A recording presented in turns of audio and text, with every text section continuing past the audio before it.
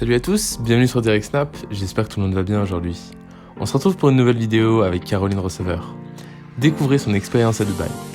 Lors d'un question-réponse avec ses abonnés, elle décrit les différents endroits de cette magnifique ville qui lui ont le plus plu, comme les restaurants, les hôtels, les bars, etc., etc. Mais elle nous parle aussi de son ressenti en tant que femme et mère dans un pays complètement différent du sien, où la culture est très éloignée de la sienne. Nous apprenons de nouvelles choses sur Dubaï de la part d'une personne qui vit là-bas depuis maintenant 6 mois. Je vous laisse découvrir les images, n'hésitez pas à partager vos réactions en commentaire. Bonne vidéo à tous. Hello à tous, j'espère que vous allez bien. Donc comme prévu, je reviens pour répondre à toutes vos questions que vous m'avez posées sur Dubaï. Voilà, j'en ai sélectionné quelques-unes, donc je vous donne les réponses tout de suite. Alors si, le masque est toujours obligatoire à Dubaï, bien sûr, que ce soit dans la rue, dehors, dans les malls, dans les boutiques, dans les restaurants, le masque est obligatoire. Simplement, quand vous êtes assis à table pour manger, vous pouvez l'enlever.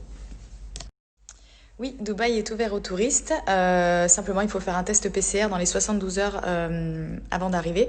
Et également, avant de repartir de Dubaï, vous devez faire un test PCR, donc à présenter à l'enregistrement avant de prendre votre vol.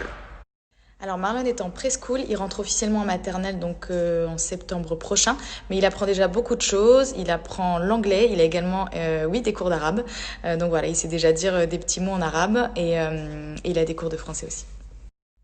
En fait, quand j'aime un endroit, j'ai du mal à changer. Donc, les 3 endroits dans lesquels je vais plus souvent à Dubaï, c'est l'Analousa pour déjeuner, vous avez vu sur mes stories. Ninive, qui est une ambiance un peu Marrakech avec chicha, j'adore. Et la cantine pour dîner, un petit peu d'ambiance. Ce qui est top à Dubaï, c'est que vous en avez vraiment pour tous les goûts et pour tous les budgets au niveau des hôtels ou même des restaurants, des sorties. Donc, je vais vous faire un petit listing, voire même une IGTV avec tous mes endroits favoris en fonction de différents budgets. Alors non, il n'y a pas réellement de restrictions. Simplement, quand vous allez dans les lieux publics, il suffit juste d'avoir un petit peu de bon sens et de s'habiller voilà, un minimum pour respecter tout simplement la culture du pays. Mes 2 gros coups de cœur, vraiment, où j'en ai pris plein les yeux, du coup j'ai attendu ma famille pour le faire, c'est la sortie à Sonara Camp, incroyable, et la sortie en bateau également. Vraiment, c'est 2 choses à faire absolument à Dubaï. J'ai pas testé beaucoup de brunch à Dubaï, mais voilà, j'en ai testé un donc le 25 décembre dernier, donc c'était un peu axé Noël, mais leur brunch est incroyable tout le reste de l'année, c'est le Park Hyatt Creek Dubaï. Oui, les restaurants sont kids-friendly à Dubaï, la plupart en tout cas. Et voilà, ce qui est génial, c'est que quand vous arrivez avec un enfant, tout de suite on vous aide, on vous propose une chaise haute, on vous met la poussette de côté. Enfin, tout est fait pour vous faciliter la vie en tant que parent. Et les gens adorent les enfants et ça fait vraiment la diff. La meilleure période, je dirais que c'est maintenant parce que en fait, vous passez après la vague de tarifs un peu élevés au niveau des vols et des hôtels à cause des fêtes. Là, tous les prix vraiment ont rebaissé, donc c'est assez simple et peu coûteux de venir à Dubaï à cette période. Ça fait partie des points forts de Dubaï et des Émirats Arabes Unis, c'est que les gens ils sont très polis, gentils et civilisés. Il y a pas mal de choses à faire avec les enfants à Dubaï. Personnellement, j'ai testé Motion Gate, donc qui est un parc d'attractions canon, vraiment pour tous les âges. Je dirais quand même à partir de 2 ans. Vous avez Green Planet aussi qui est super. Je vous mettrai le détail un petit peu plus tard. Vous avez l'aquarium de Dubaï, vraiment.